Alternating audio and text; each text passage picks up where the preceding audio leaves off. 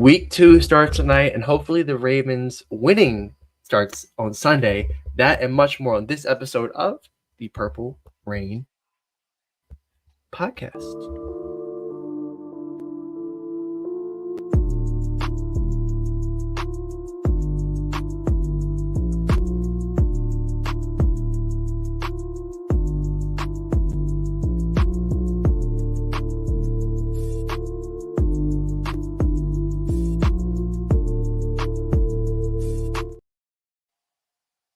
Yes, welcome back to another lovely Friday Eve edition of the Purple Rain Podcast, episode 262. Yes, I will go through it right now before you even ask.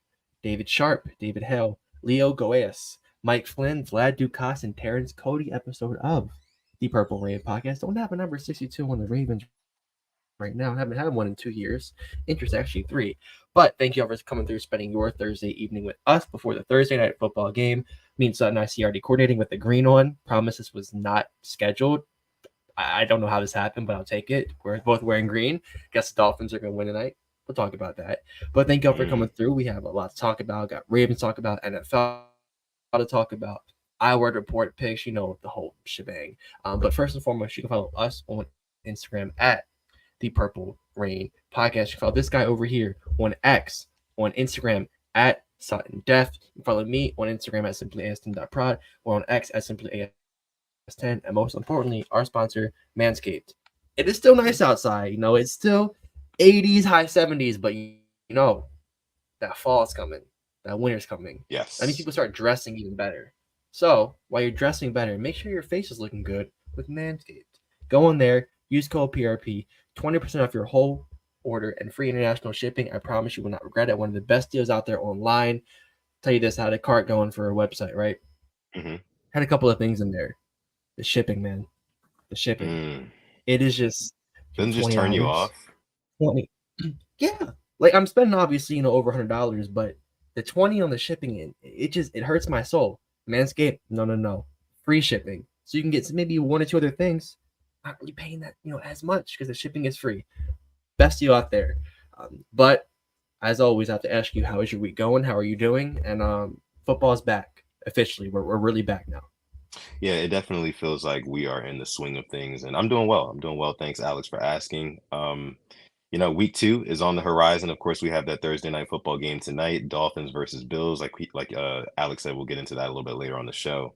But the Ravens are taking on the Raiders this week, and we got to bounce back. It is a must win. Like I know it's not the end all be all. We started off 0-2, even though the stats say that teams that start off 0-2, they very seldom make it to the playoffs. So I would classify this as kind of like a must win.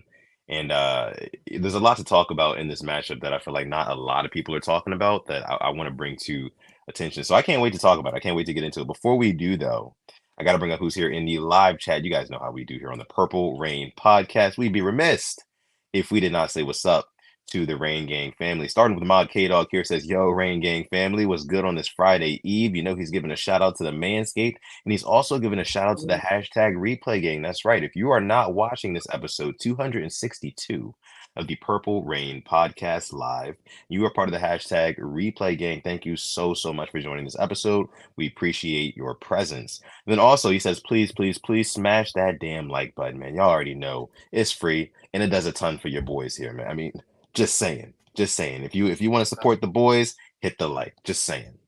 We appreciate y'all. Regardless, though. Let me see. Lisa Ann here says, welcome to the Mike Flynn episode of PRP. Appreciate you for coming through, Lisa. Hope you're doing well. Yes. Don Royals in the house as well. Says, Harbaugh job on the line. Woo. Job on the line? Nah. Not yet. I think we're very far away still from Harbaugh's seat getting even remotely hot. So and Lisa Ann says, make sure you have purple on tomorrow for Purple Friday. Of course, you guys remember. First one. All right, come on now. Let me see. Cheat Gay's in the house. What's going on, Cheat Gay? My brother says, big up, Rain Gang. We better beat the Raiders on Sunday because to fall to 0-2 in the division and conference would be disastrous already. Yeah, man, like I said, the stats show, I think only like less than 15% of teams who start off 0-2 make the playoffs or something crazy like that. So, yeah, man, I think it's definitely a must win. I don't know if Harbaugh's job is on the line, like Don said, but there's definitely some high stakes this weekend. Yeah, Agreed there. See, Theo Pennell says, "What's up, Rain Gang?" The April 123, "What's good, Rain Gang?" And Chike says, "Also, we need to win this game for Joe D and Jacoby Jones." Yes, indeed. If you are going to the game, I know 12:40 they're doing a little memorial to Jody and Jacoby Jones, so that'll be really special. And you got to win this for those guys. Hopefully, win the whole thing for those two guys. Dre is in here, says, "What's up, Purple Rain Gang? What is going on, Dre?" Yeah, I mean, I'm looking forward to this game. I know we both have our keys to winning, but I'm Mhm. looking more at 1-1, going 0-2 in this division in this AFC. I mean, this AFC is just miles ahead to me of the NFC. So it's gonna be a tough playoff picture when we get to the December, the late November, and I don't want to be there looking for a wild card spot. I want to be winning the division. So let's go start at 1-1. With these Raiders coming in, who lost to the Chargers last week. I didn't see a lot from the Raiders. I was watching that game, didn't see a lot, and I'm looking forward to talking about it. What is going on, boss? So yeah, I mean, if we want to get right into it, we can. Yeah, You're let's down do to it. Ravens Raiders. I'm ready for Let's it. talk some ball. Let's talk some ball, Let's man. do What are we it. starting with? I-word report? We can start with the Iowa report. Let's start with that. Yeah, I got Let's it do up it. Let's here. do it. And while we're talking about the Iowa report, did you see what Kyle Van Noy said on his lovely podcast with Gerald McCoy, the McCoy and Van Noy Oh podcast? yeah, he said something about him being mistreated by the Chiefs facility, the staff there and whatnot. They weren't as attentive as they should been to his needs and things like that. Yeah. I read the full quote, and I mean, he kind of he he didn't mince words. He's like, when they give out that report card at the end of the year, Cam, what is going on? Thank you for coming through. He's like, last year the Chiefs got an F in that department, and he's like, I see why they got an F. He said, I would give them an F after his one experience, and that was coming from Kyle Van Noy, a respected vet, a guy who's been around the league, has won it all, done it all. That was saying a lot. He said he was sitting there, for like I think a quarter maybe, didn't receive any treatment, and he said the guy came in and he was like a friend of a friend with like styrofoam cups. They weren't really paying attention. He has a head injury, a serious one at that. So that was definitely interesting to read. If you haven't heard of it, go read the quote. But starting off here at the I word report, obviously Kyle Van Noy did not practice. I don't know how long this I word is for him. I'm not a doctor, but he's not going to be playing this week. So just get that out there. Mhm. Roquan Smith was limited yesterday, full today with a shoulder. He'll be fine.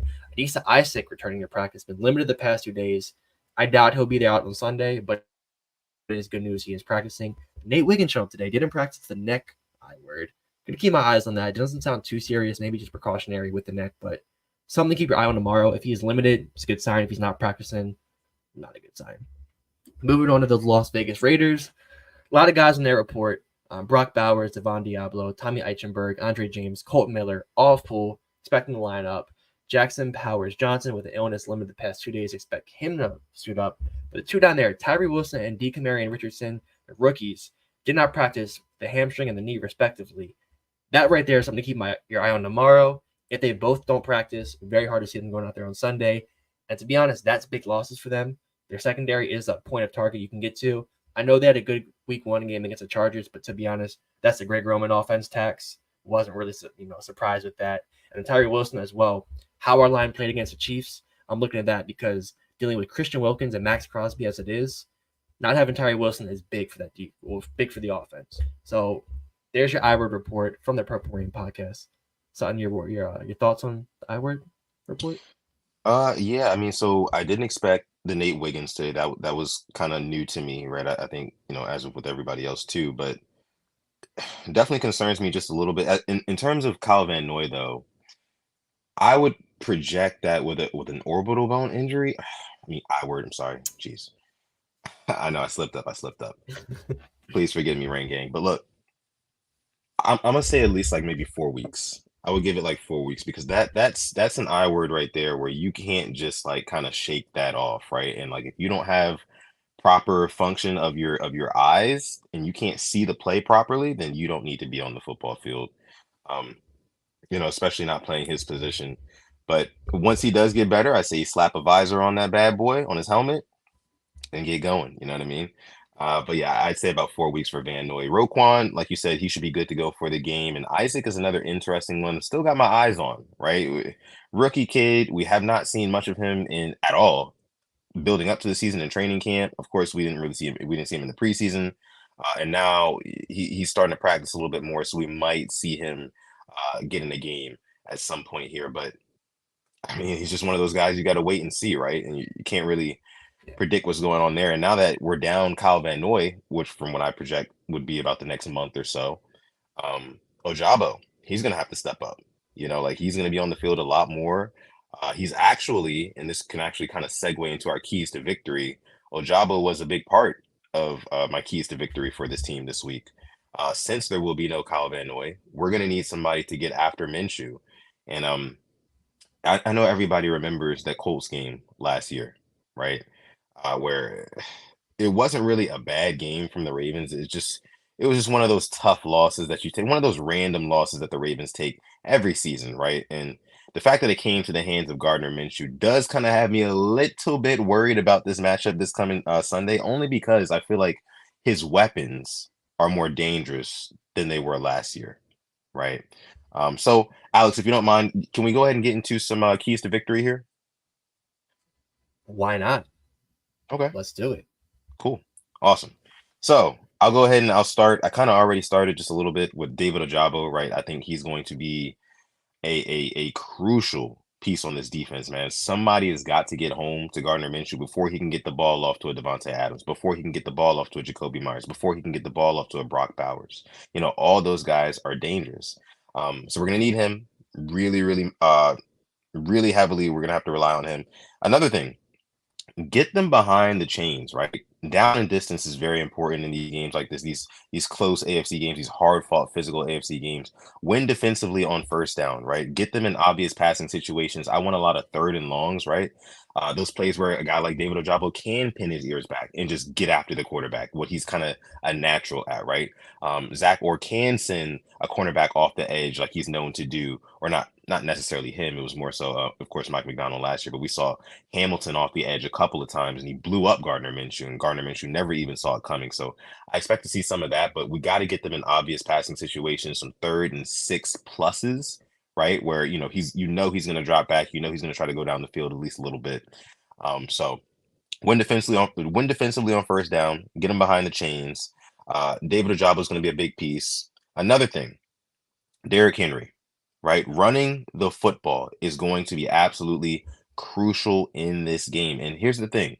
Last week against the Chargers, J.K. Dobbins, former Raven, as you guys know, went off for 10 carries, 135 yards, and a touchdown. 10 carries. J.K. Dobbins, again, Ravens' former running back as of literally last season, right? So it would only make sense if I'm Eric DeCosta. I'm on the phone with Todd Monken tonight, or at least I've been in his ear all week. Like, hey man, I didn't get rid of J.K. Dobbins and pick up Derrick Henry for nothing. And you saw what J.K. Dobbins just did to this defense last week. 10 carries, 135.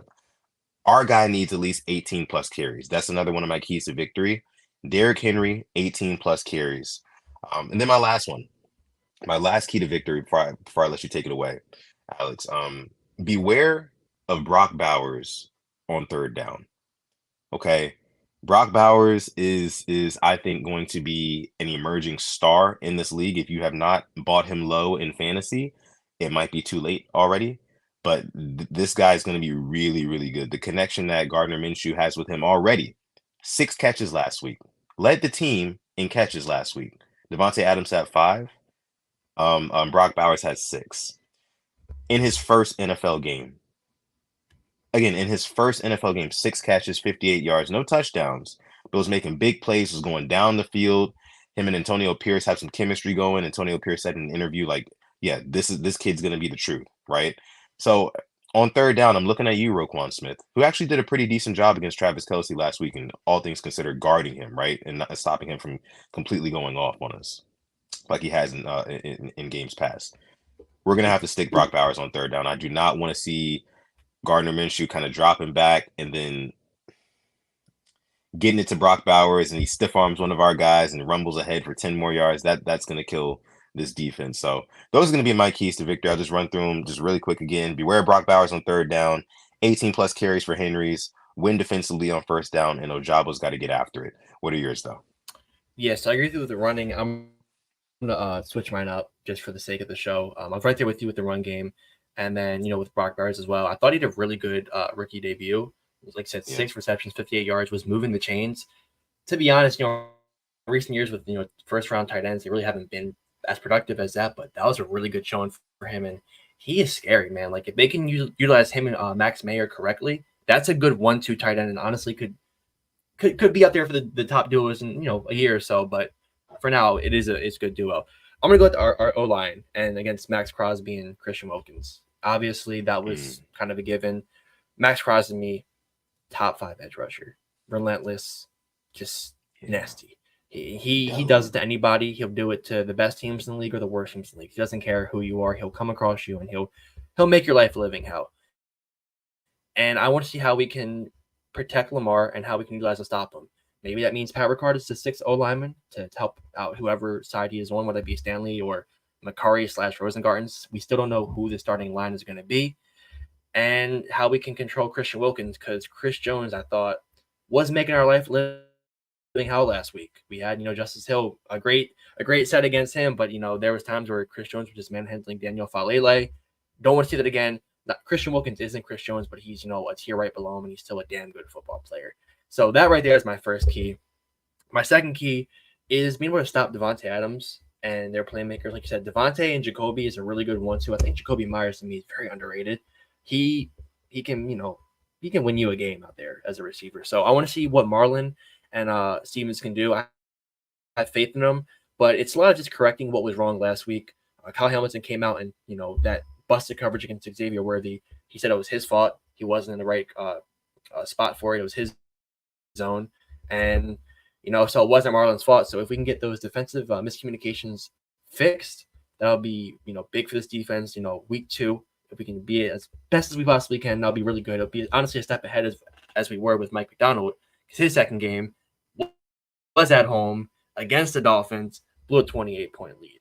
And then for my third one, it was obviously the running, but I'm gonna say get Bate involved early. We've been harping, Yes. Talk about it. yeah, like we've been wanting him to get these targets, and there was an article that came on the Baltimore Banner today about the Bateman Lamar connection. It's a fantastic article. If you haven't read it, I suggest you to read it. Bate did a lot in the offseason, trying to learn Lamar, learn how to be his guy, and kind of what we've been preaching. It's Bate at Minnesota. He was an on-time guy, and the quarterback loved him there because he said where Bate was supposed to be, he knew he was going to be there. As for Lamar, it's street ball, two different types of play. Can they coexist? We're gonna have to find out. So I want to see him get involved early. Maybe 2 targets the first drive. I would love that. If he catches one of them, for a first down, that's a start. You can build off of it. But we know what Zay Flowers can do. Let's not throw it to him behind the line of scrimmage. If so, maybe do it to Aguilar or Talon Wallace, not Zay Flowers. We know he can do 10, 15 yards on the field, make somebody miss, go long. So, yeah, my 3, obviously, the line is huge. Shutting down their playmakers, and then getting, Bate involved early in the other receivers. One thing I will be looking at this week, and it's the Andrews likely. I think that's going to be super interesting this week, how we use them. Andrews obviously getting his steps still, but likely last week, man, that was a breakout game. And I want to see how they defend likely this week. When he's on the field, there's going to be a lot of attention on him. Does that mean Mark Andrews gets single coverage? Does that mean we get one of our guys up there on the outside single covered? It's going to be fun to see. I'm definitely looking forward to that. And I don't know what the props are for Likely's over under, but Vegas has to be scratching their head what they're going to get out of Isaiah Likely this week. Yes, and as a matter of fact, we do have our Purple Rain parlay segment in this episode, so we'll pull up those lines and we'll see whatever's clever, right? In a little bit. Now pertaining to what you said, because you said a couple of things, Bateman needing to be more involved. Dre brings that up here.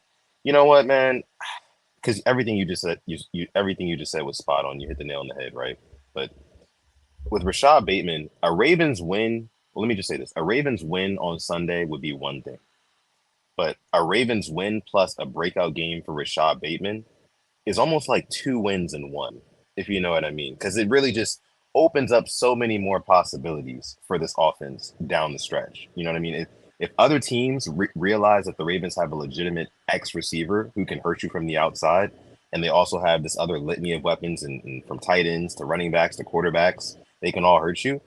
It's more pick your poison, And I've said it before. I think I said it in a YouTube short on this very channel. probably a couple of weeks ago, that is the missing piece on this Ravens offense. I feel like other than offensive line, like a shored up offensive line, they're missing like kind of like that bona fide X receiver who can make the defense shift and allocate resources defensively to his side of the field, and making sure that they know where he's at all times and bracketing him and things and doubling him and things like that. But we can't do that right now. So we need a big game from Rashad Bateman. That would almost be like 2 wins in one. And another thing to your point as well. Um, yeah, the Andrews and Likely dynamic, I think, is going to be. Ooh, the way I see it, I think we're leaning towards another kind of like Patrick Queen and Roquan Smith situation. Not exactly the same, but like one of those situations where I mean, we're not going to be able to keep both of these guys, right? And the one that would make more sense to keep, especially if Likely keeps balling, is Likely. And I know that kind of hurts probably a lot of Ravens fans because Mark Andrews been around since Joe Flacco, quite literally, and it just is what it is. We kind of have a connection with Mark Andrews. Andrews is our guy. He is all of our guy, but the NFL stands for not for long, and there's sometimes you got to move off of guys, and I think that especially with Lamar Jackson's contract ballooning to 25% of the Ravens cap after next season, we're gonna have to make some tough decisions like that, and so that's why it is going to be interesting to see how Todd Monken utilizes both of these tight ends. Of course, Todd Monken is just trying to win, so he'll do whatever he has to. He'll get the ball to whoever he has to, scheme up, whatever he needs. But I think that eventually, Likely is probably going to be the guy, and managers will get moved out. Yeah, I think Mark Andrews' contract he has this year and next year, and then he'll be an unrestricted free agent. So Yeah. those tough decisions will have to be made, and I hope I saw he was getting separation, looked like he was getting his feet under him. So nothing will make me happier this week than you give me Andrews 6 for like 75 and a touchdown, and then Likely like 4 or 5 for 50. But that means the game's closer than I want. But I want I want both of them to get their targets. I just want to keep the defenses honest. If we can have guys be like, well, if we take care of Andrews and we leave Likely, we saw what he can do against the Chiefs. If we take care of Likely and Andrews, finds his way, I want that to be a problem. Like Boss says, like the video if you are enjoying the content. Thank you for coming through to this Thursday episode of the Purple Rain podcast. RJ brings up a great point. I remember when Bateman started off slow against the Jets week 1, had a big play at the end of the game. I believe we were due for a 100-yard game. Yeah, I actually pulled up his stats. He went 2 for 59 that game against the Jets, had that long touchdown. We get to that, 4 receptions, 108 yards, 1 touchdown against the Dolphins. A large part was a 75-yard slant touchdown, but he had a couple other plays where he moved the chains. That's honestly what we're asking for. You can give me 4 to 5 catches around 60 to 80 yards. I'm really liking that. I am liking that a lot from Bateman. Yeah, and you know what? It's a big step forward. I like this point too because I feel like the Ravens playing under the lights against the defending champions, the team that they just lost to in the AFC Championship game, week 1, first game that they played in months, right? There's a lot of pressure that goes with that. Like every play in that game felt like it was underneath a microscope. And I know especially for those players too.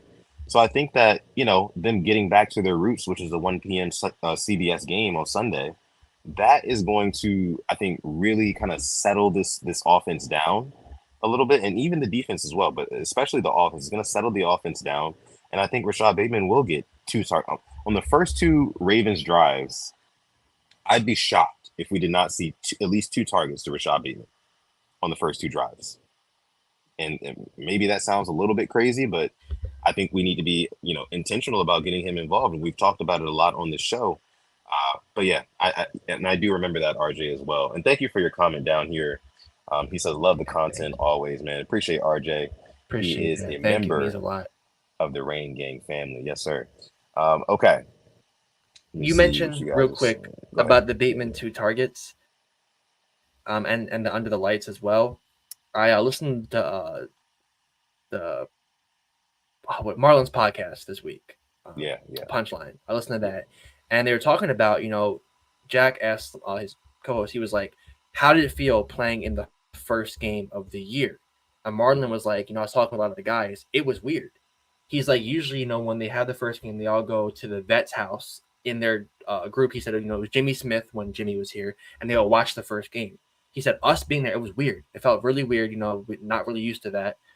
And like you said, that I think that kind of backs up your statement of every play under the lights. Like you are the first game of the year.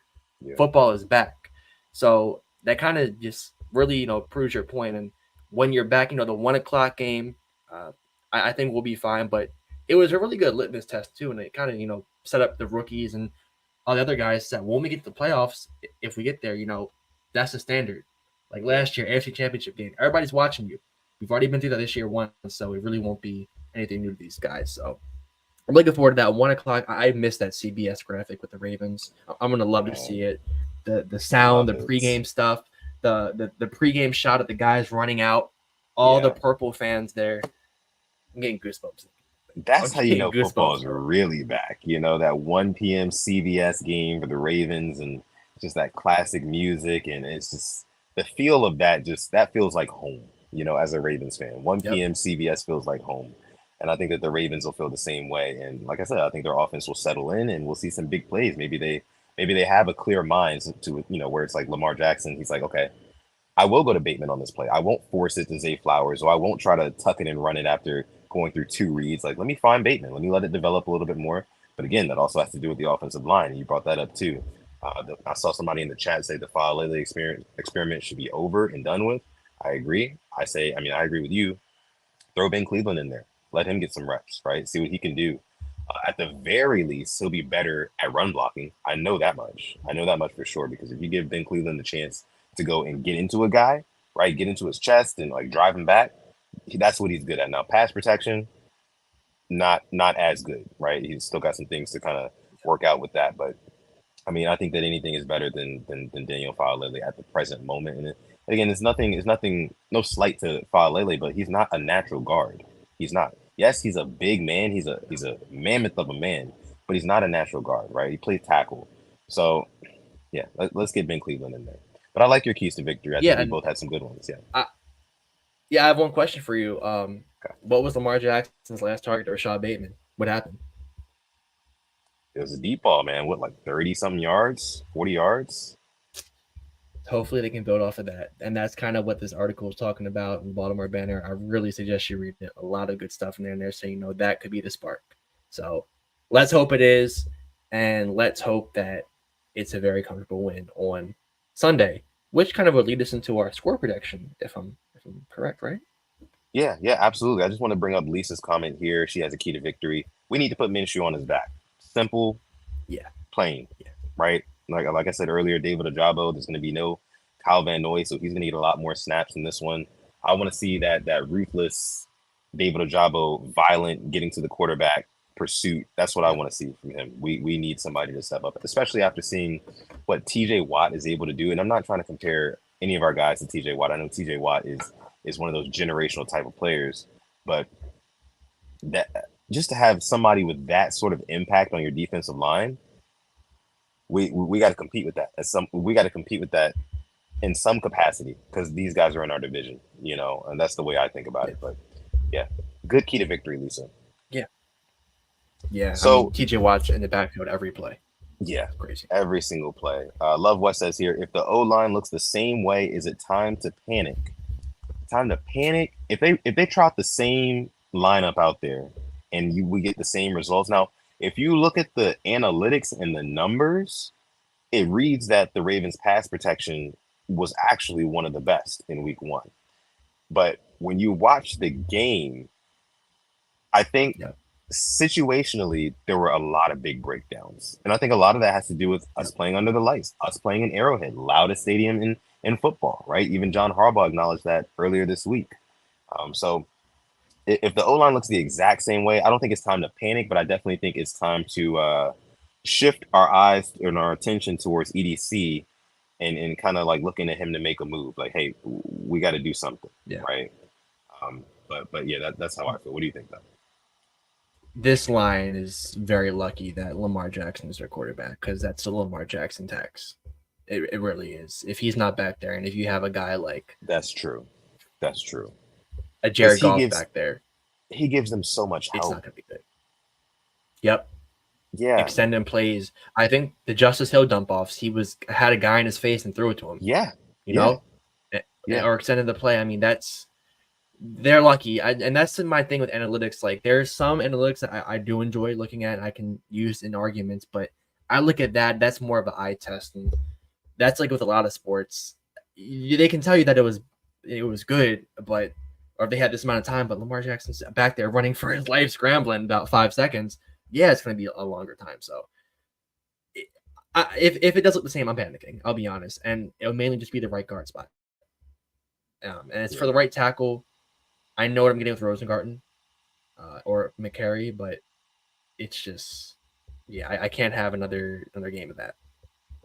No. We do have a super chat donation. This one's coming from D Was. What's going on, Thank D you, Was? Diva. Thank you so much. Making it rain with the 2-piece in the chat.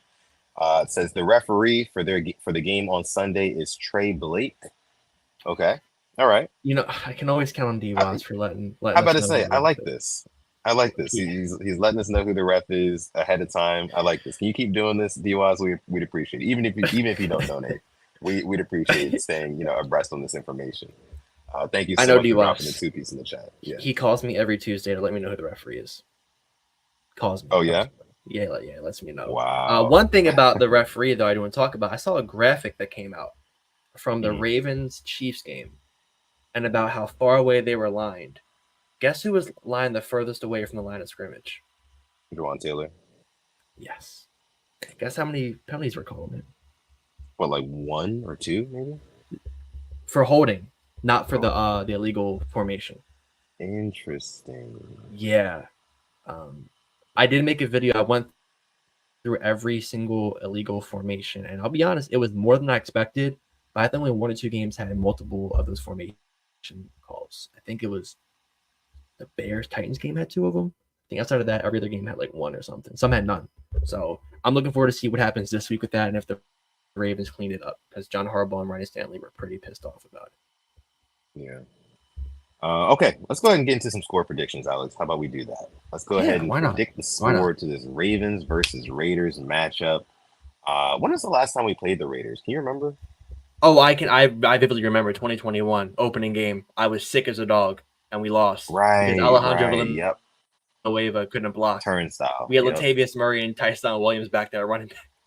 Oh, Yep. And it was funny because the game after that, Alejandro Villanueva had a really good game, and you were chanting yeah, USA on this podcast. I remember that. yeah. It was against the Chiefs. That was funny. It was funny. We started off against the Raiders, lose, then beat the Chiefs week 2. Now we just flip flopped. We go to What a roller Arrowhead, coaster. lose, we come home to the Raiders, hopefully win. Win. Exactly. Oh yeah, nice. I didn't even think about it that way. But Shower yeah, man. thoughts. I'm good for this one. I'm gonna go because, like I said, I think the Ravens' offense settles down. I think that it's a little bit shaky at first with the offensive line. Maybe Max Crosby gets home, gets a sack, kills a drive, that sort of thing.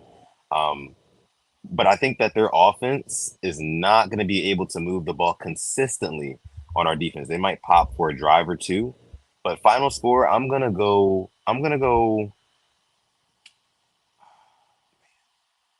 Give me Ravens win 31-17. 31-17. Ooh, I feel UNA like there's a Pro. garbage time touchdown. Oh, really? Okay. I UNA didn't even Pro, see that. spot on. Wow. Spot Spot on. Hey, freaking pro. on. Me and you right here, bro. Me and you right here. Yeah, I'm going to go 31-17 That's it. Ravens. What about you? I had 34-17. Oh, wow. I'm right there with you on the 17. I wanted to say 10. I wanted to say 10 Yeah. because I think our defense is pissed off. I think Roquan, I don't think he had the best of games, but he ended up with a pick. I hope I see more Trenton Simpson instead of Malik Harrison out there at linebacker because he had Facts. 2 deflected passes. Yeah, he's the one that Mahomes caught was like on the 3rd down and got us the ball back. Didn't score on that drive, but it still was really gave us some momentum. And then he had the one against Rashee Rice, great play. I'll go 34-10. I mean 34-17, but it could be 10. I hope it is 10 for our sake, but I like the way I'm feeling about this. I've seen some bold predictions. I want to see Derrick Henry get his carries, and I want to see him break one off. I want to see him get to the second level, and I'll see how fast he is. If I can get one of them, 2024, 25, 30-yard rush, I'll be very happy. And that'll be another win for me. I'll be leaving with something. But yeah, give me the Ravens 34-17. Yeah, I like that. I like that a lot. Let me see some of the other score predictions here in the chat. Drop your score predictions in the live chat if you're watching this episode of the Purple Rain podcast. After the fact, and you're part of the hashtag replay gang, drop it down below in the Yes, comment please. section. We got over 70 people watching live right now. Hello. Thank you guys for Hello. joining this episode of the show. My name is Sudden Death. That is simply AS10. We are the Purple Rain podcast. We talk about Ravens, NFL, other sports as well. Make sure you stay locked in. Like the video, subscribe to the channel if you are enjoying the content you are consuming currently. Okay. MDT Sports says Ravens 30. Ravens 30-21. Ravens win. Okay. Okay. I Okay. like that. So we're kind of all on the same page here, which means Yeah. that it's probably going to be a totally different score. Watch. It's going to be something totally different. Yeah. Yeah. Yeah. But I do want to ask you, do you have any bold sure. predictions this game? Bold predictions. Your crystal ball.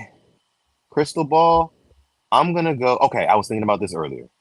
This is a very bold prediction. But stick with me. I'm gonna go. And if you bet on this, you'd be a very rich man if you hit it. Uh-oh. I'm gonna go Justice Hill.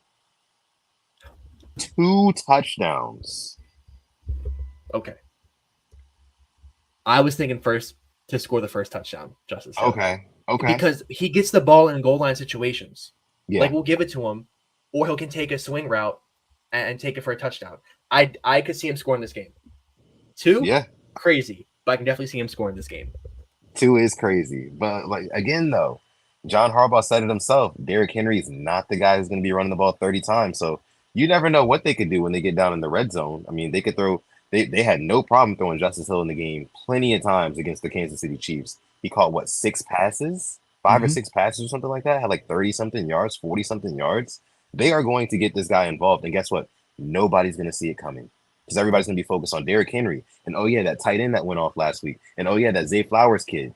Right? But Justice Hill out of the backfield, when Justice Hill is in the game, they're going to be looking at Isaiah Likely and Mark Andrews like, what's up? What are y'all doing on this play? And I think in the red zone, Todd Monken can use that to his advantage, get the ball to Justice Hill while nobody's looking. He slips in for a touchdown, maybe 2.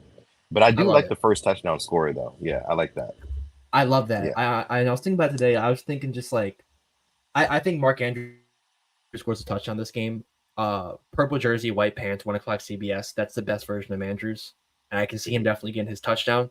But I was thinking like Justice Hill, I'm like, I remember last year against the Texans when JK went out, he had 2 touchdowns. At the goal line, we were in shotgun formation. Lamar gives it to him, option. Why not do it again? If Derrick Henry's in the game, you know we're going to run up the middle with him. You bring in Justice Hill, what are we going to do? And that's maybe another key as well. Can we not be so predictable? When Derrick Henry's in the game, we can throw the ball. You don't have to run the ball when he's in the game. If we can take away from being predictable and open the offense up more, even scarier team. So you know what? I may have to tail Justice Hill with anytime touchdown this week. Maybe 2. Definitely throwing him on there, though. That's a fantastic. And the odds are going to be juicy. You know that. Backup juicy isn't even the word, man.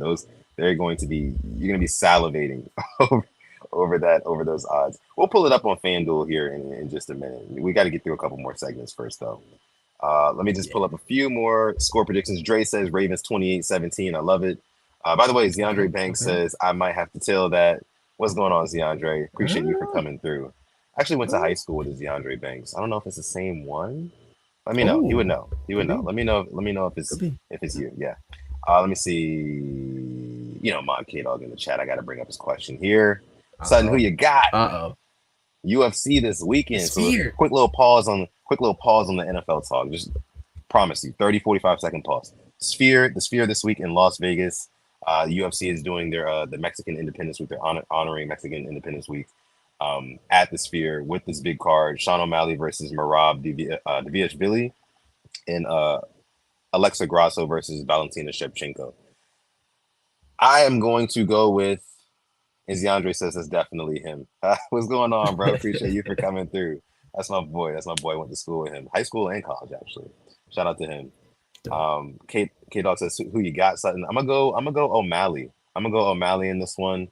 I think O'Malley is underrated. I think he's kind of underrated but overrated at the same time. It's so hard talking about this kid because like yes, I think he's a phenomenal striker. I think he's got great reflexes and some good power in his right hand. But at the same time, we've never really seen him outside of his first Cheeto Vera fight. We've never really seen him get tested by a chain wrestler, somebody who's going to try to take you down. And if you stop the takedown, oh, okay, you stop that takedown. Here comes another one. Here comes another one. Here comes another one until you get tired and you eventually give in.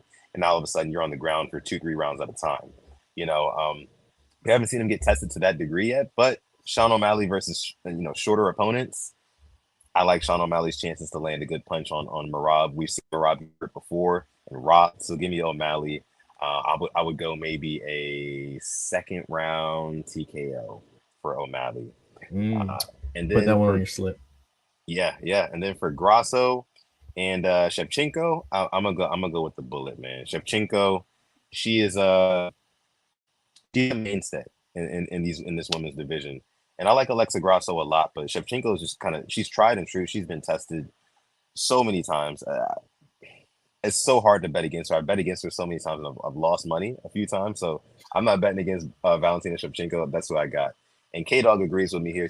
He said he's got Sugar and Shevchenko. So yeah, shout out to you, bro. Nice. And Dre says the UFC picks, please. I can't remember who was the third fight on that card. Maybe I'll pull it up later. Or Dre, if you could let me know. Okay.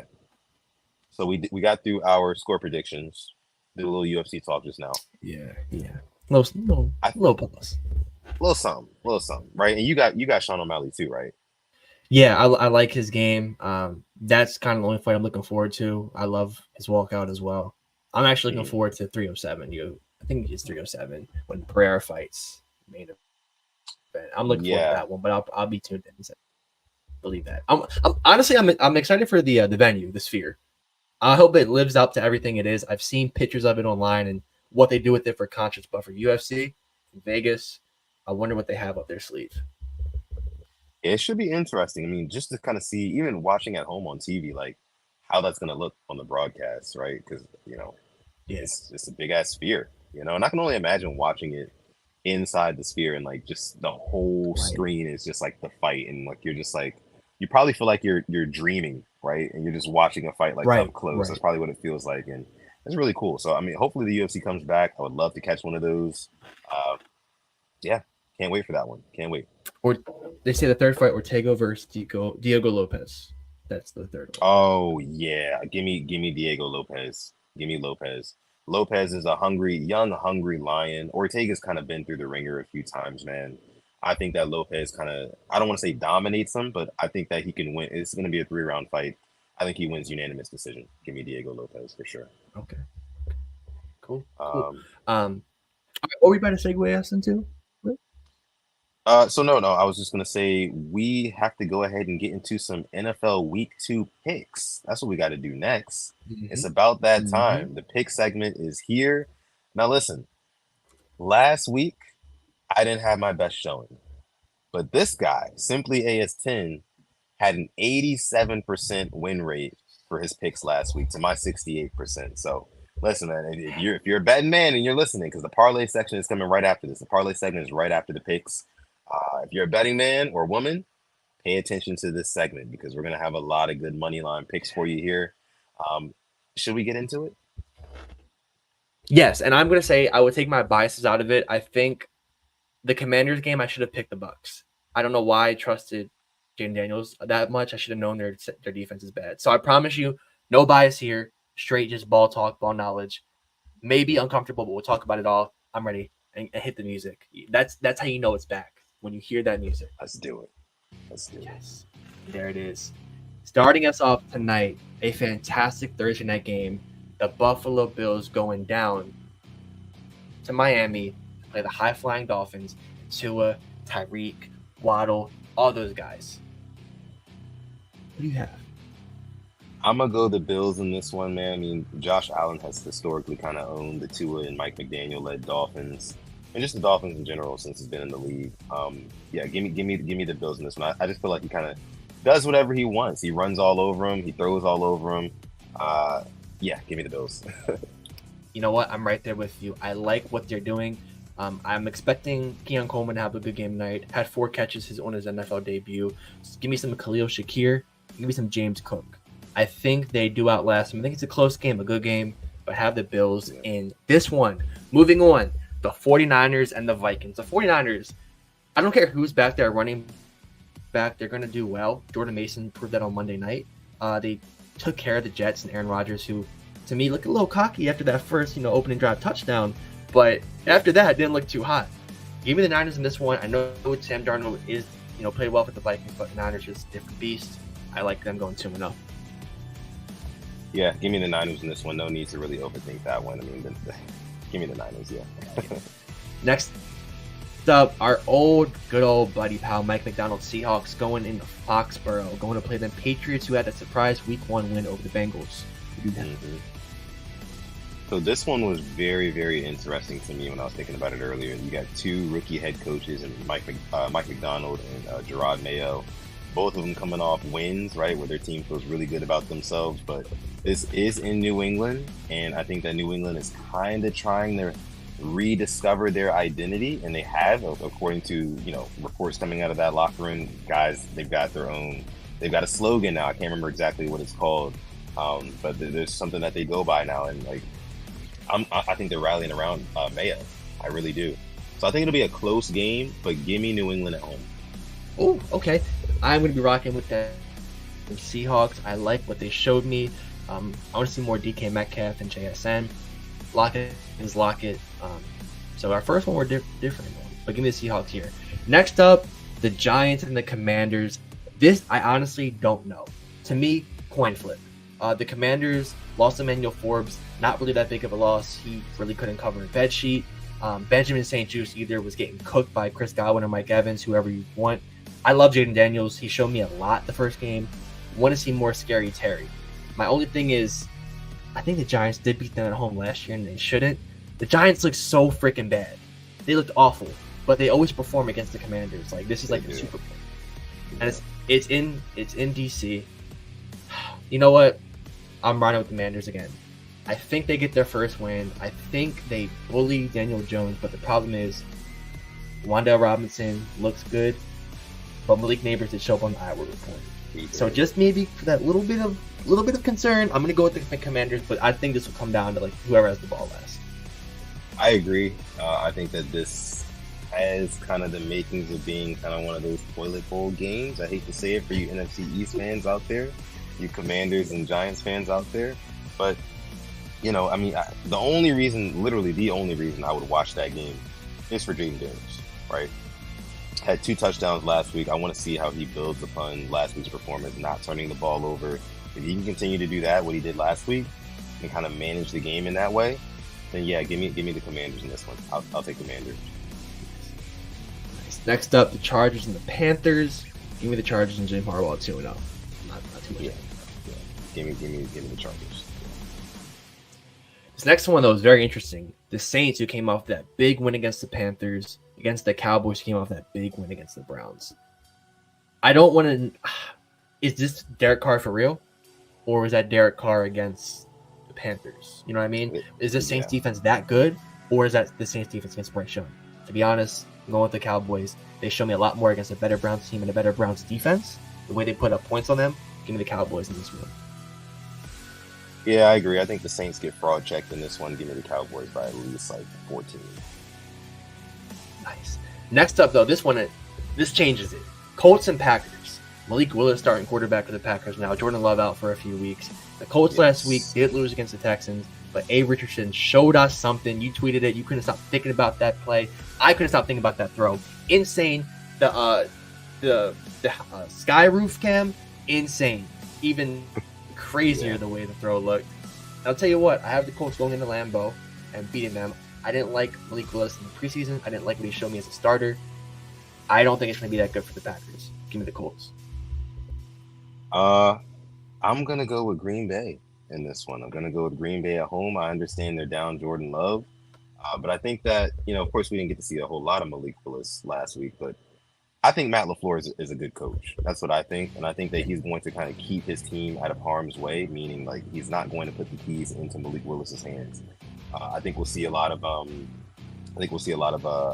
what's his name? Josh Jacobs, right? I think we'll see a lot of running in this game. And also you got to think the Packers' offensive line is still there and it's still stout, right? That's a damn good offensive line. I think that they'll win in the trenches throughout that game.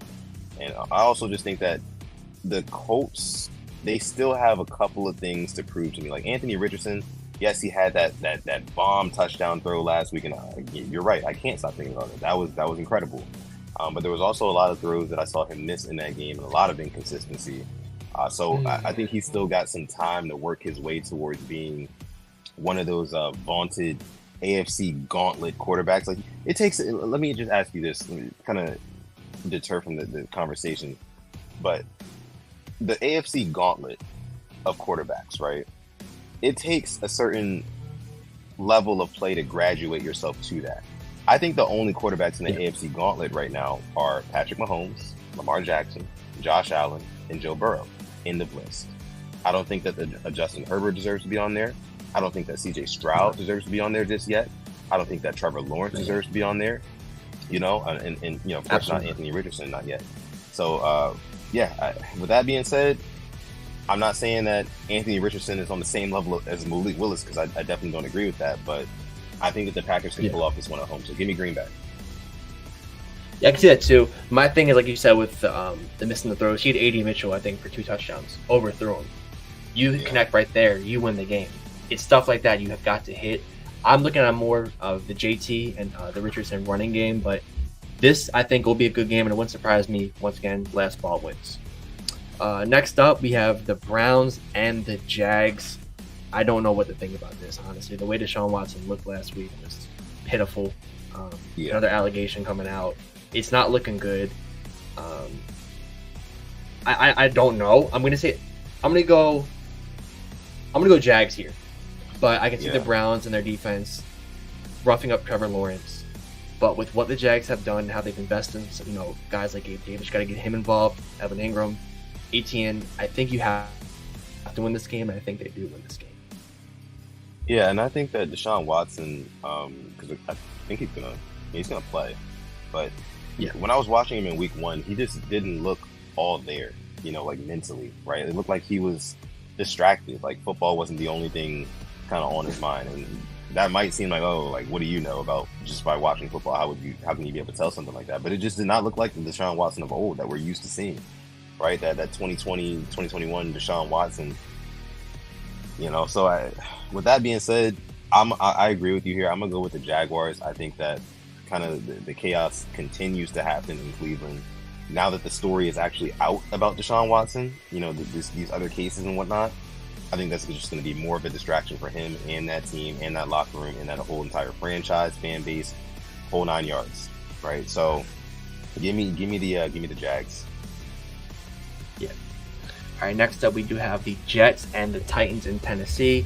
Will Levis went viral over his little dropping to the knees meme. Yes. The Jets, like I said, they scored on their first drive. They get Allen Lazard on the free play. I don't know what to think of these Jets. It doesn't matter who's at quarterback. I mean, they did look good, when Aaron Rodgers was slinging it, but obviously their line still is the best. They're getting flags. They were getting contact on Aaron Rodgers. Give me the Jets in this game, but I think it will be close. The Titans are a good team, but I think the Jets are going to win this game because they have too much talent to not to go 0-2. And then if they do go 0-2, crisis in New York. You know what? I think that I agree with you wholeheartedly here. I think that the Jets win in a close one, and the narrative after it is like, can Aaron Rodgers still get it done? This was a team that you were supposed to take care of handily, right? And you didn't.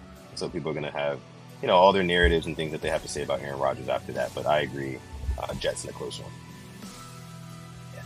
All right, next up, man, the Buccaneers and the Lions in Detroit. This is going to be a really, really good one. I thought Baker, Godwin, and Evans last week were the NFL's top trio. And Rashad White looked really, really good. Yeah. And the Lions, though, they scraped it out against a good Rams team. I know I said no biases, and I think the Lions win this game. If it's in Tampa Bay, I might have thought different.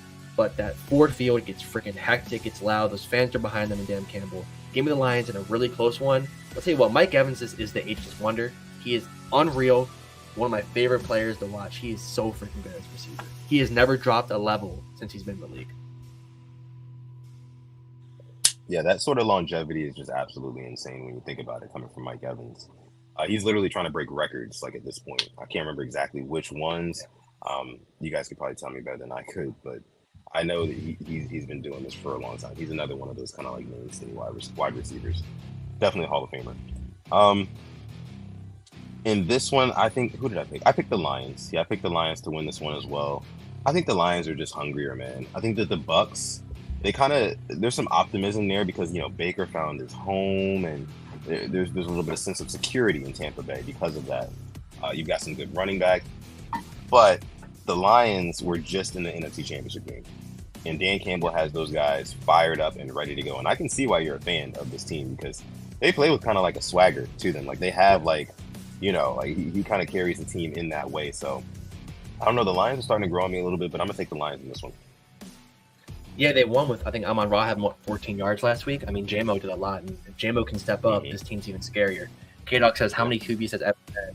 I mean, we can talk from Mike Glennon to Fitzpatrick to Jameis throwing 30 interceptions. You got Brady, then you got Baker, and then you have Brady with basically half of an arm, and he still got 1,000 yards with him. It was crazy. He's just unreal, and he's at 1,000 yards every single freaking year. He's so good. Probably why Johnny Manziel was a first-round pick. Breaks my heart to say that. Next up, we're in the 4 o'clock window. We both picked the Ravens. The Rams and the Cardinals. I'll start off. Give me the Cardinals here. The Rams showed me a lot. Cooper Kupp was really good. It's that line. The line is scaring me. But the way the Cardinals started off against the Bills, if they can play a full freaking 60 minutes like that, they're going to be one of the hardest teams to beat. They have so much freaking talent. Kyler, you have MHJ. Look his way. And the Trey McBride, great tight end. Greg Dortch. Give me the Cardinals. That's kind of like my surprise of the week. I think they beat the Rams this week. That's a good point. I mean, the offensive line, no Puka Nacua for the next month. Man, I really, in Arizona, I really want to pick the Rams in this game. I do. I really want to pick the Rams. And I am. I'm gonna pick the Rams in this one. I'm gonna go. This is kind of me going with my heart over my mind. My mind is telling me pick the Cardinals, man. I mean, the Cardinals will probably end up edging them out, but again, there's something about that Sean McVay. There's something about that Sean McVay dude where I just cannot count him out. So yeah, give me the Rams in that one. Even when they were bad and had Baker coming in after a week, like they were still very competitive, with nobody. So with Kupp out, I mean, Sean McVay is such a good freaking coach. Next up, I think probably the CBS game of the week, Bengals and Chiefs. I'm going Chiefs here. I don't know what's up with T. Higgins. I don't know what's up with Jamar Chase. Burrow's getting questions about his wrist and stuff like that. I saw what the Chiefs did. Our team, I mean, they beat us, obviously, but I think they do beat the Bengals and go 2-0 and start off after a pretty tough 2 games. Yeah, and back-to-back games at Arrowhead to start the season. Like, I know it's 2, tough matchups, Ravens and Bengals, but you get them both at home. Yeah. Wow, that's pretty sweet. That's pretty sweet. I'm gonna take the Chiefs in this one too. I think that the biggest concern is Burrow's wrist, like you said, man. Yeah. I mean, he said after the game that it wasn't bothering him, but I think he was just being a little bit facetious after losing. But you could see, like, in the game, he's grabbing at it, he's rotating it, he's trying to loosen it up, things like that. He said he's playing basketball before games to try to naturally loosen up his wrist. And I'm just like, yeah, man. And this is an I word that is unprecedented in this league, right? No other quarterback has dealt with this before.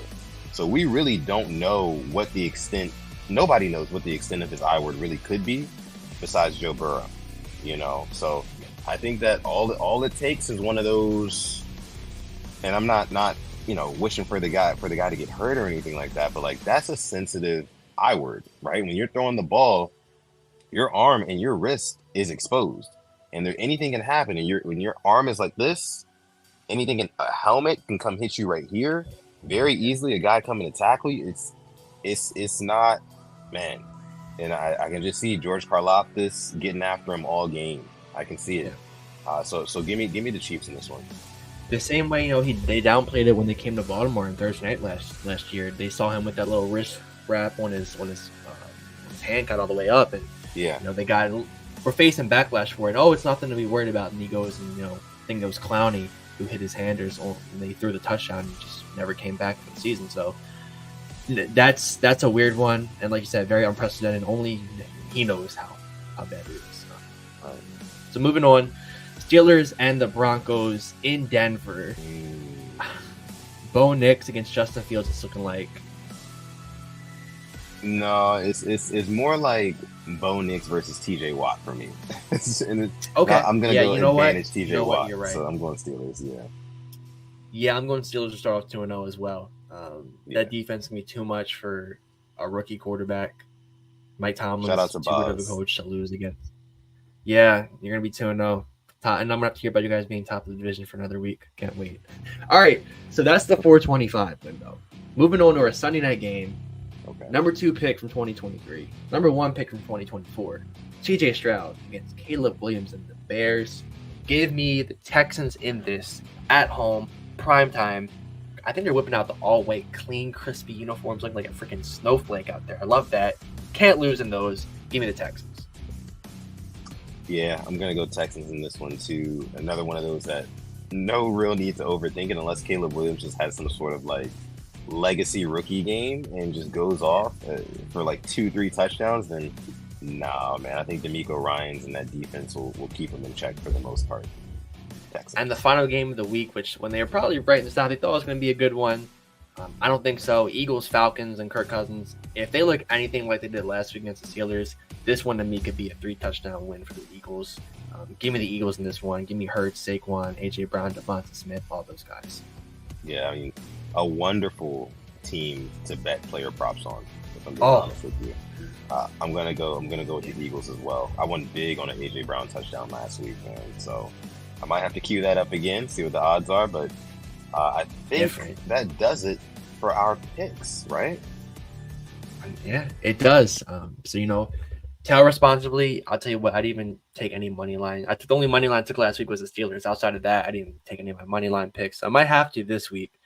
But yeah, lots of good games. As for the prime time tonight and hopefully Sunday night look pretty good. I don't think Monday night will be anything to write home about. But yeah, it's week 2 coming at you. And yeah, so I think we can get into our Purple Rain parlay. Let's do it. For this week. I haven't checked the player props at all. Well, let's check them put out. in one bet for tonight. Okay. Yeah. I'm looking forward to seeing what the lines are set at. I saw the lines for tonight. Respectable. Just the running back situation is a little weird because I don't know who's going to be their number 1. But this Ravens one, though, I got to look at it. And I'm really interested in seeing the tight ends.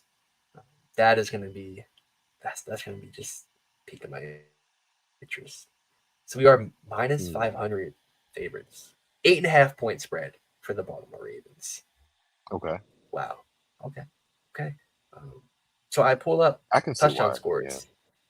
Justice Hill plus 380 anytime. Plus 1900 first. Plus 380.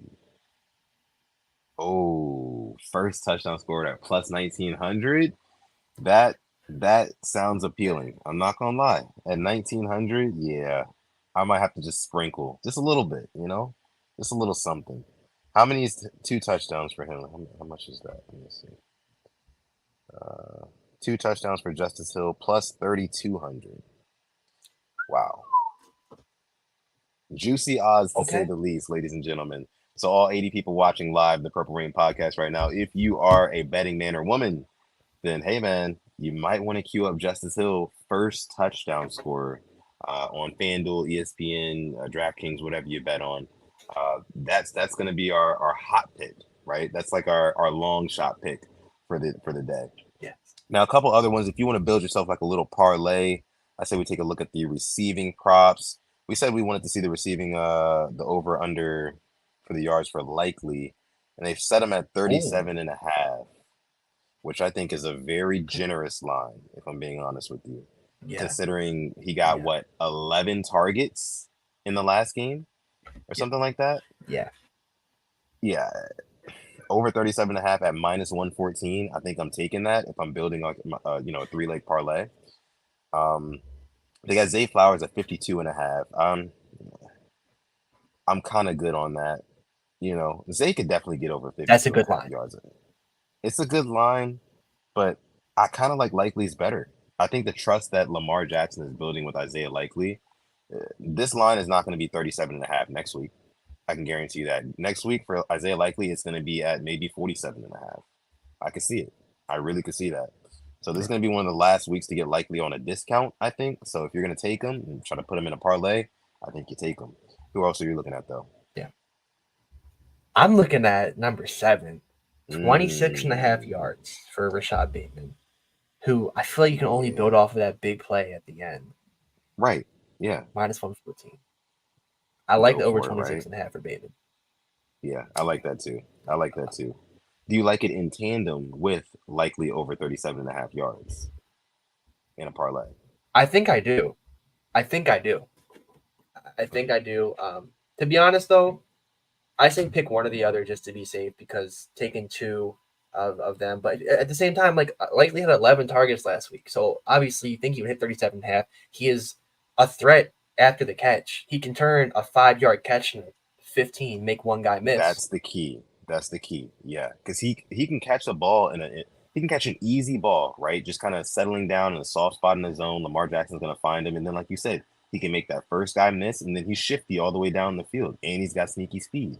So 37.5, Yeah. easy for Likely. The only thing about Bateman is that like, yes, as Ravens fans, we talk about it all the time. Even the Ravens talk about it. We're gonna get this guy involved. We want him to be a big, key part of our offense. But in the games, he gets like what, a target per quarter, so like Yep. it'd be Yep. a lot harder waiting around for that. We would love a big breakout Bateman legacy game. We would love that. But yeah, I think I would, maybe if I was making two separate parlays, maybe if I was making like a longer parlay or something like that. But for this sake, I'm gonna choose, because you make a good point. It's smart to like do one receiving yards, one player receiving yards, right? Right. Right. I'm gonna stick with the Likely over 37.5. Although I do like Bateman at 26.5. I do. Yeah. It's kind of, Now who you another, yeah, I can also see. Now this is not Ravens. Now I don't bet on the opposing team when I do these, but Michael Mayer, his line at 10 and a half Mhm. yards, that's a good line. One That's a catch. great line right there. One catch. He had three catches last week, I think. No, two catches last week. He had two catches. It was only for 3 yards, and that's why his line is so low right here. But I could definitely see him getting 11 yards in one catch, like you said. So, I think what the Chiefs' second tight end got a nice catch against us last week. I'm pretty sure. Bell, right? I'm pretty Watson. sure. What? Yeah, Watson. He had a good Yeah. catch against us. So Yep. kind of goes Yep. to show you that the backup tight end might get a little something on us. Looking at these total receptions, I'm I'll looking. be Yeah. honest. I think I like something better than that 37 and a half. What's that? Isaiah's likely over 3.5 receptions, minus 108. Kind of can go Oh, hand in hand. easy. I feel like That's four free. catches, That's four free, catches. You bro. know what I Four mean? catches at Dump minus offs, 108, even better odds than the receiving yards. check Oh yeah, downs. They count. He can yeah, have 4 catches for 4 yards. Guess what? That hits. He's yeah, like, and Lamar was looking at, in a 2-minute drive. Say we have the ball 2 minutes in the first half, likely we'll have 2 catches on the drive. You can yeah, believe it. That's half for what you sure. need.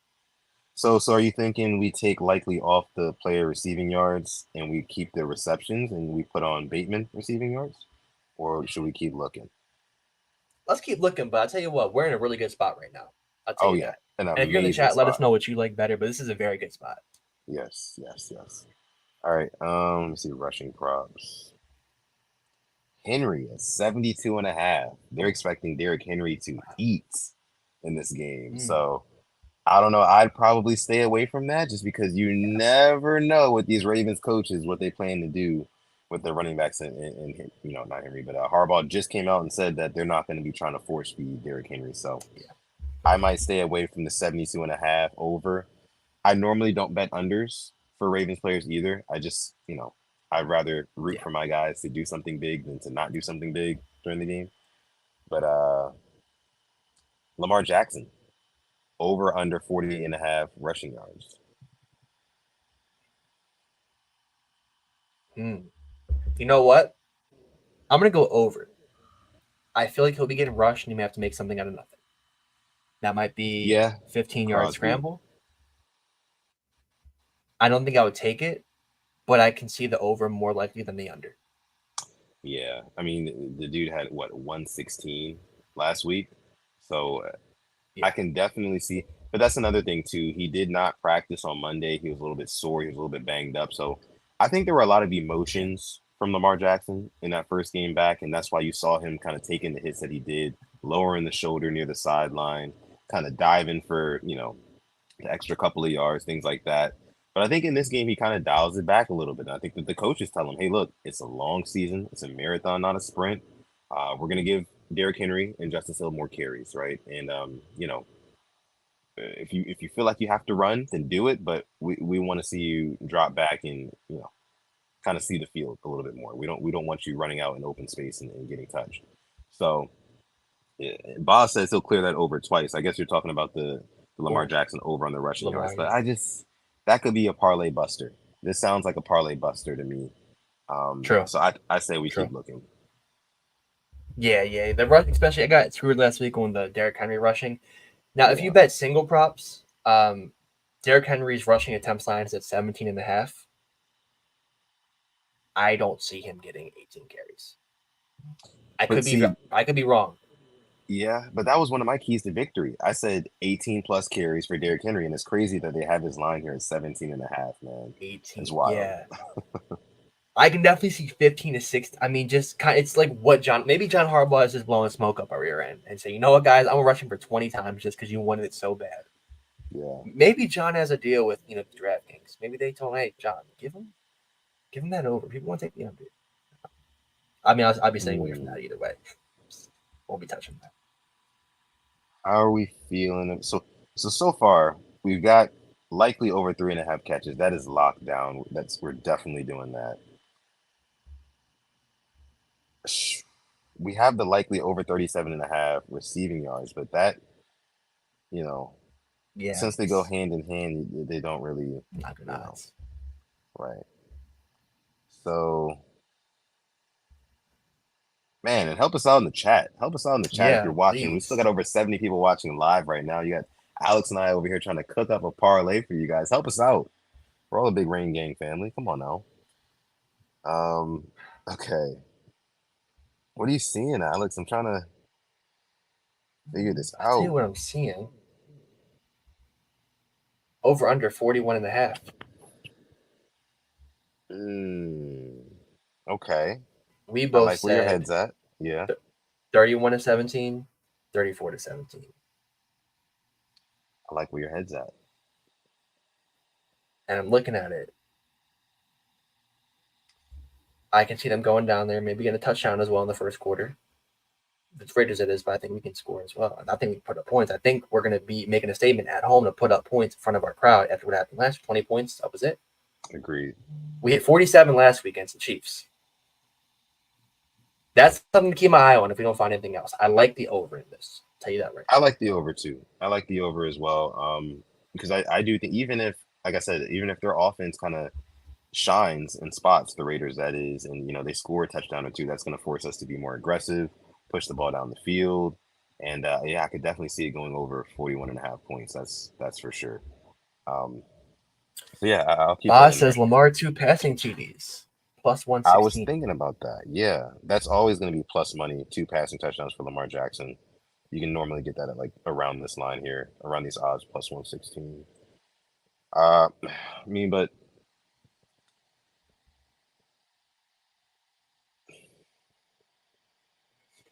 for plus money, I almost want to just take that. You know what I mean? Yeah, It he feels had one like last week to that could be a likely. thing. Yeah. What I mean, And if it's going to I go like over it. I do 41 like and a it. half, you know? Yeah. Yeah, over too. I like that. 2 touchdowns. Okay. So we got Isaiah Likely, 4 catches. We got the over 41.5 points and Lamar Jackson, 2 passing touchdowns for a total of plus 420. 3 leg parlay. Nice. Uh, I like that. I like that. I do too. The Raiders put up 10 points last week. I feel like this week, though, I feel like they will put up maybe 13-17. I feel like the Ravens will do their handle their business, but I could see them put up 13-17, and that would take us over. We have us scoring over 30 points, so I Yeah. like that a lot. Um, I feel like the line will get moved maybe 42 or 43.5 come Sunday, come Word reports, come seeing all the guys are healthy for the Ravens. But I like that a lot. I do. Okay. All right. Well, you heard it here first, folks. Isaiah Likely over 3.5 receptions. Match points over 41.5. And Lamar Jackson 2+ passing touchdowns. Okay. All right. And that is the Purple Rain Parlay segment. And we're going to go ahead and leave it here for this episode of the Purple Rain podcast, about an hour and 15 in to this episode 262. We got some Thursday night football on the horizon coming up in just about 10 minutes. Bills, Dolphins. Can't wait to see what goes down in that game. Got to put together a little play for that one too. Maybe we can put something together. Who knows? We'll see. But yeah, Yeah, I'm gonna go ahead. Yeah, I'm gonna go ahead and pull up our, of course, the deliverables here. IG at the Purple Rain Podcast. If you want to give us a follow on there. If you want to give me a follow on Twitter or Instagram at Sutton Def. You can follow this guy on Twitter at SimplyAS10 and on Instagram at SimplyAS10.prod. And like he led the episode with our sponsor, Manscaped. Listen, Manscaped just sent us some new products. They are on the way as we speak, in transit to Alex and I. We will be testing out those products and we will be letting you guys know exactly how we feel about them. And if you want to order them, you can go on manscaped.com and you can put in our code PRP and get yourself 20% off your order plus the free international shipping. It's been a pleasure as always. And with that being said, I'm going to let my guy Alex take us out. Thank you for coming through with episode 262 of the Purple Rain Podcast. We appreciate all you for rocking with this thing with us. Hope we can win you some money on Sunday. Maybe enjoy yourself. Get yourself some wings. If you're into that, get yourself a salad if you want that too. Who knows? But thank you for coming through episode 262 of the Purple Rain Podcast. As K-Dog says here, stay positive, test negative. Yes. And never, ever, ever forget, even on the rainiest of days, to call God. It's been episode 202 of the Purple Rain Podcast. We're going to catch you guys in the next one.